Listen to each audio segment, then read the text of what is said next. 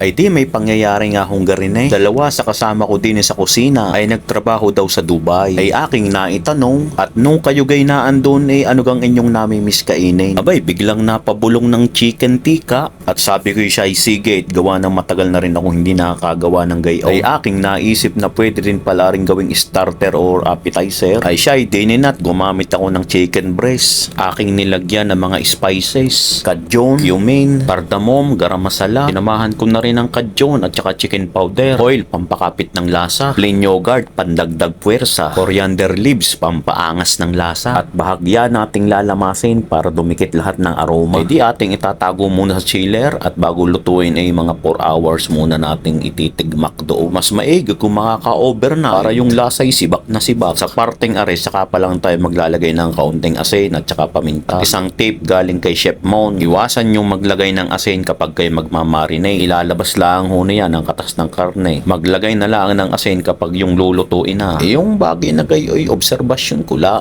At gamit ko yung metal skewer, ating tutuhugin yung ating mga manok na iyan. Naglagay lang ako dyan ng tiga-4 na piraso at ating uulitin lang ang proseso hanggang sa maubos. Habang ako'y nagtutuhog ay pinainit ko na yung aking kawali. At para pagkatapos ay diretso ng salang, dapat huy mainit na mainit para markado agad. At kung kayo na may ihawan ay mas maigi doon. Gawa nung iba rin naman ang lasa kapag doon niluto. Bagay smoky flavor. Ay kita nyo ga iyan? Itsura pala'y masarap na eh. Di lalo na pag natikman. Ay di garni na nga ho nung akin nilulutong garni eh. Naamoy nung dalawa kong kasama ay sabi, ay parang nasa Dubai. Doon sa parehong kawaling aking pinaglutuan ay di aking inilatag na rin yung tortilla. Plating time. Lahidan ko ng mayo yogurt yung ating tortilla. Tapos tilagyan ko ng kanin, yung basmati. At yung karaniwang inilalagay dyan na gulay-gulay. May lettuce, kamatis at cucumber. Tapos aking inihiga na dyan yung ating chicken tikka. Tapos yung ating mayo yogurt ulit. Tapos ginarnisan natin ng chopped coriander. Iwan ko na lang pag hindi ka napaaray sa sarap. Napakasarap magtrabaho sa kusina. Lalo't masaya ang pagsasamahan. Napakaraming kwentuhan. Mas maraming matututunan. Huwag tayong mag-rely dun lang sa ating kaalaman. Bagong ideya at bagong pamamaraan ang dapat malaman. Yung